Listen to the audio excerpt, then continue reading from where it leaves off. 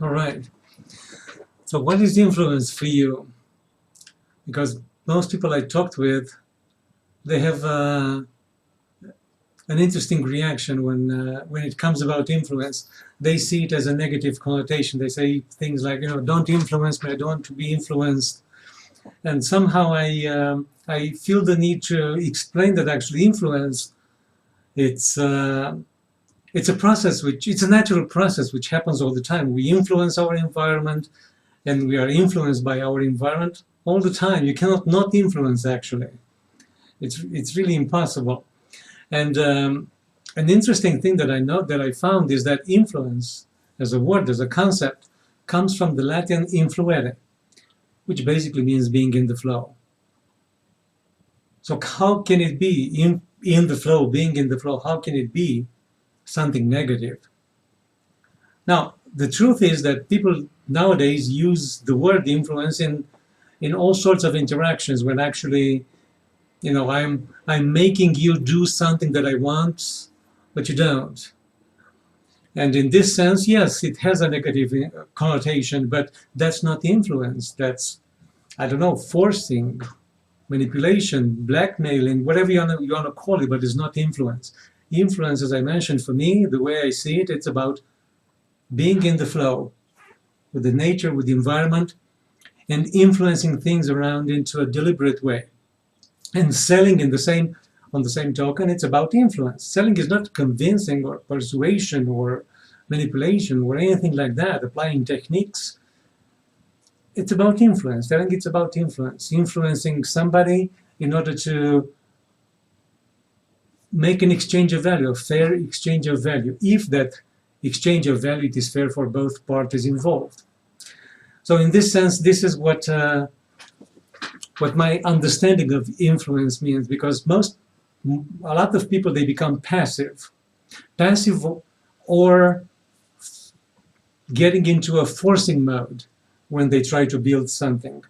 And a good criteria that I found in order to judge, if you wish, to evaluate if what I'm doing it is influence or forcing, is to consider, would I like that thing to be done onto me? Let's see if I have some sort of interaction with you and I'm trying to influence you in a particular aspect, in a particular thing. The question that I ask it is, would I be okay if you were to do the same thing onto me? And if the answer is yes, then there is some sort of inflow. That's a good criteria. It might not be the be-all, end-all of criteria, but it's a good criteria that works for me. And this little video, it is to present, to announce my upcoming play shop in influence, which I nicknamed, Can You Want Something Without Needing It? Because what I found is that this is what actually breaks the flow, the need. The moment when I bring the need into the interaction, when I think I need you to do something for me, without which something bad will going to happen to me, that's when that interaction stops being influence and becomes being forcing, if you wish, or me convincing you of something, getting you to do something for me. So that's about the need. And also an interesting question that comes up, it is, who is this play shop for? And the first category of people that comes to mind are the salespersons, people who are selling products or services for a particular company in return for money. And many times selling becomes forcing. That's why selling got a really bad connotation nowadays. So that's a good thing for salespersons to learn how to influence rather than convince or persuade or whatever. A second category of people that would benefit from this play shop would be regular people who really want to enhance their relationships. Friendship relationships, family relationships, romantic relationships, whatever that is. Because I noticed that too many friendships, and for that matter, romantic relationships, go away just because one of the partners starts to impose and to force things into the other, just because they think this is what's good for them, or whatever the reason might be. And the third category of people that I see that could benefit from this play shop are, let's call them leaders. Leaders in the sense that they have a vision of something that they want to create into the world, that they want to manifest into their world, and of course they need to manipulate things around. And one thing that I noticed that pretty much everybody that I talked with could relate to this is, at one moment in time we wanted to do something, to create something, to go somewhere, to do something, to create something in our world.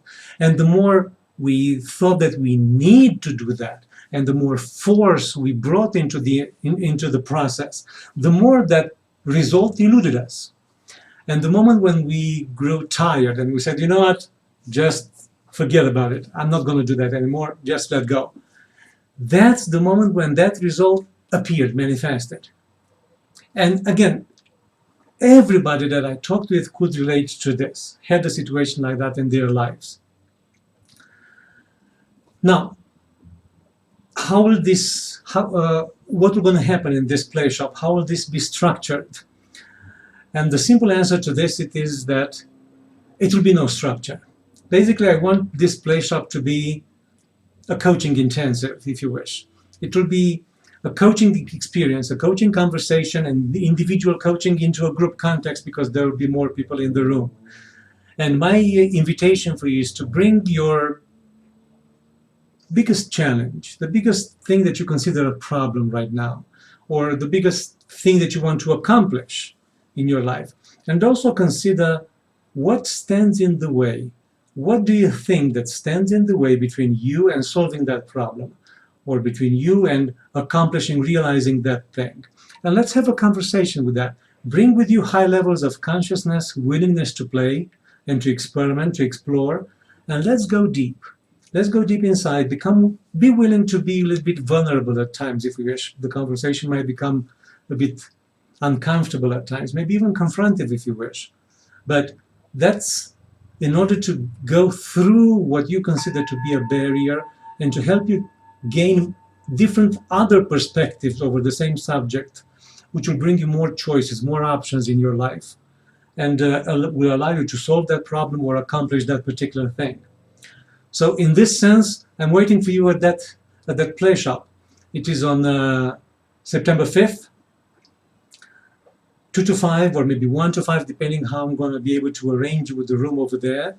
And it will be at May Library. You'll find details on my Facebook page. And actually, if you follow this video, probably you're already on my website. And I'm looking forward to play with you. Let's meet September 5th and play. Take good care.